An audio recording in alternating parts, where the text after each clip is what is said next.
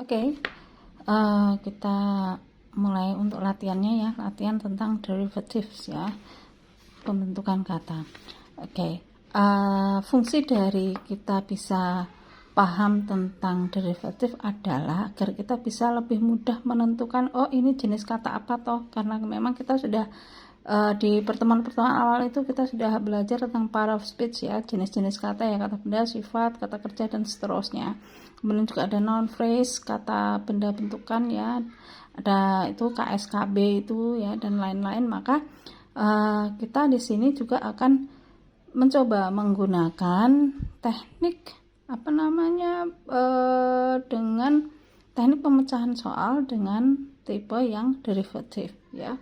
Oke, jadi semua materi dari materi pertama sampai terakhir itu sebenarnya saling terkoneksi ya, saling berhubungan. Oke, kita coba ya.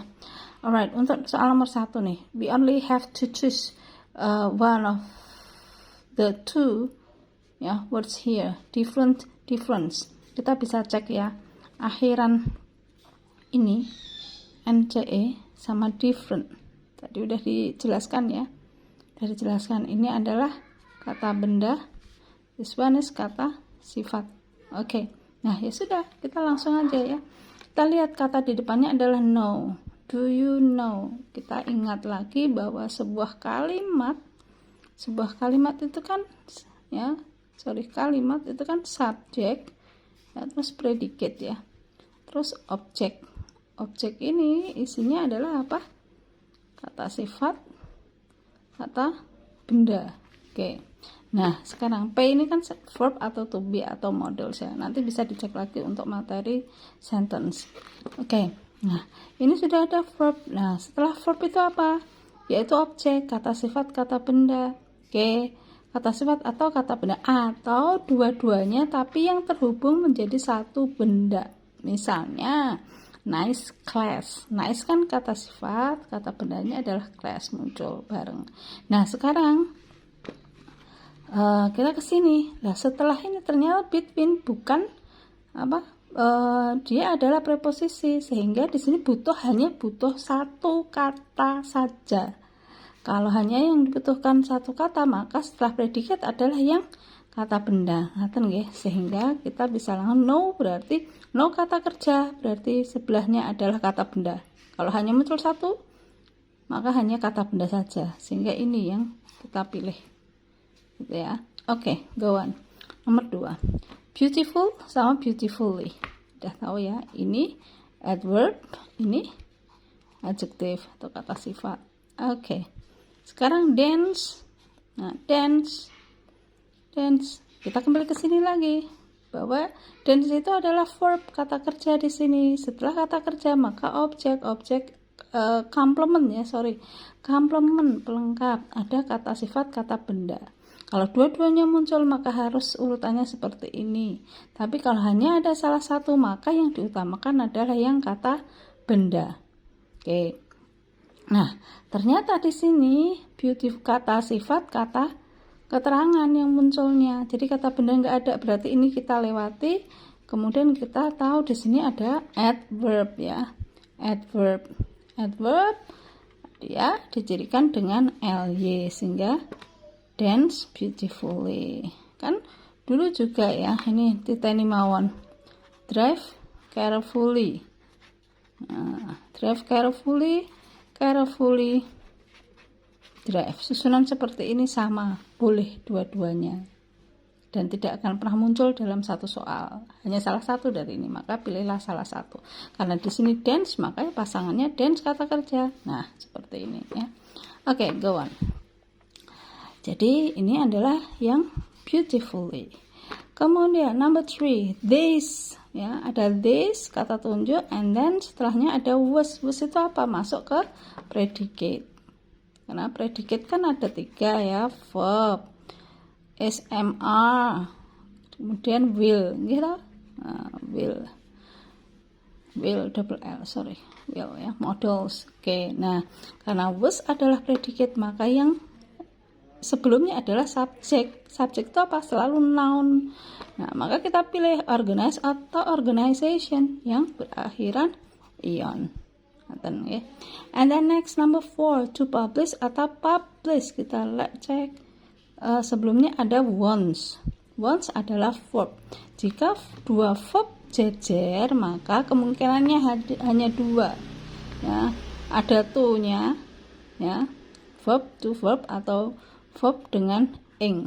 Dah, hanya ini tok kemungkinannya. Maka karena di sini ing tidak ada, maka bisa dipastikan ini adalah yang tepat. Ini materi gerund infinitive, silakan dicek nanti. Alright, go on. Number 5, ada modern, ada modernize. Modern kata sifat, modernize dia akhiran yang bisa membuat sebuah kata menjadi sebuah kata kerja. Ya sudah, ini try to modernize. Kembali ke sini ya. Want to, try to modernize. Thank you. Then number 6. Nah, kalau ini gampang sekali. Is possible apa passively? Nggak mungkin ada yang salah ya, kecuali itu pas ngantuk sehingga salah ucap. It is passively. But the correct one, everyone already knows that it is possible. Yang jelas karena ini adalah to be, maka bisa kata sifat. Alright, thank you. And then number 7, famous or fame. Akhiran os adalah kata sifat. Fame dia adalah noun ya. Sehingga nih very is a very, di sini kok ada song. Song itu apa? Noun, maka kita ke sini. Ini kata sifat berarti hubungannya dengan kata benda KSKB, sehingga yang famous song composer. Alright. Number 8. Okay. Announcement, announce. Announcement ini noun ya, ini verb. Ya, nanti dicek lagi untuk daftar akhirannya. Oke. Di halaman 70 soft file-nya sudah saya bagikan di pertemuan awal. Oke. Sekarang kita ke sini. Sebelumnya ada will.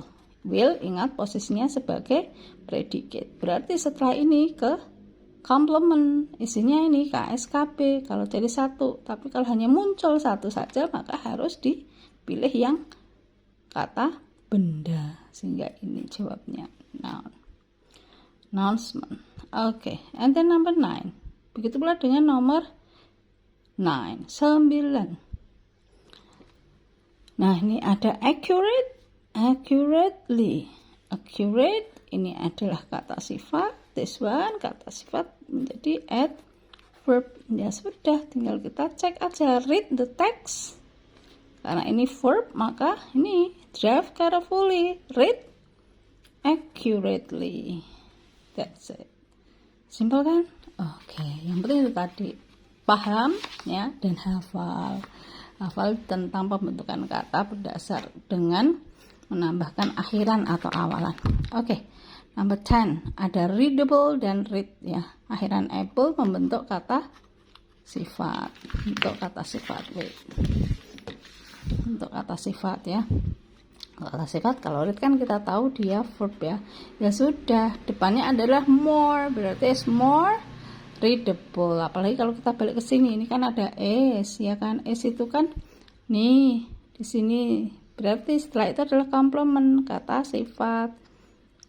Kata sifat ya, sehingga readable. Alright, then latihan 2 ini adalah kita sudah masuk ke contoh soal TOEFL ya, meskipun saya ambilkan yang ya seperti inilah ya, bukan yang mudah, tapi yang memang fokus tentang derivative. Oke. Bagian yang kosong, selalu kita mulai dari bagian yang kosong ya. Bagian yang kosong depannya adalah a very ya, kemudian ada thing. Thing itu apa? Thing itu adalah noun ya, kata benda. Maka satu kata yang bisa berada di depan kata benda adalah nih, KSKB, kata sifat kata benda. Which one? Ya, yang dengan akhirannya sehingga this one, childish ya. Karena akhiran ish adalah adjective. Adjective. Okay. And then number 2. Nomor 2. Nomor 2, bagian yang kosong depan should. Should itu adalah temennya will, ya kan? Yang hilang adalah setelah should, setelah will apa? Lari ke sini lagi, yaitu complement, kata sifat, kata benda. Coba. Will itu adalah dengan will go ya. Saya biasanya will go gini. Kenapa? Karena memang will go atau will be. Jadi seperti ini, will dengan verb bentuk 1 atau dengan be. Ya, nanti be bisa dengan ing dan seterusnya. Bentuk 3. Oke, verb dengan will go. Berarti setelah will, setelah should harus yang bentuk 1 dan berwujud kata kerja. Which one? Simply, simplify, simplistic, or simple? Simplify. Oke, menyederhanakan. Number 3, bagian yang kosong, kemudian hits. Hits itu adalah verb. Setelah verb, ingat, setelah verb apa? KSKB. Kalau hanya satu kata, maka dipilih yang kata benda. Kita ke sini. Yang mana ini? Rootnya, kata dasarnya sama, yaitu kritik. Nah, pembedanya adalah akhirannya. Akhiran AL itu adalah kata sifat. Ini apa ini? Me, ya. Ini adalah critics. Ya, ini jenis kata kerja juga ya. Oke. Kemudian di sini criticize, mengkritik. Oke ya. Ini kata benda, yaitu orang yang suka mengkritik gitu ya. Kemudian ini criticism adalah noun, kritikan. Oke, kritikan. Ya, ini kritikan, sehingga hates, benci dengan kritikan. Oke, and then go on, number 4 ya. Nomor 4. Very itu ya, very itu biasanya dengan langsung kata sifat ya, langsung dengan kata sifat. Very beautiful.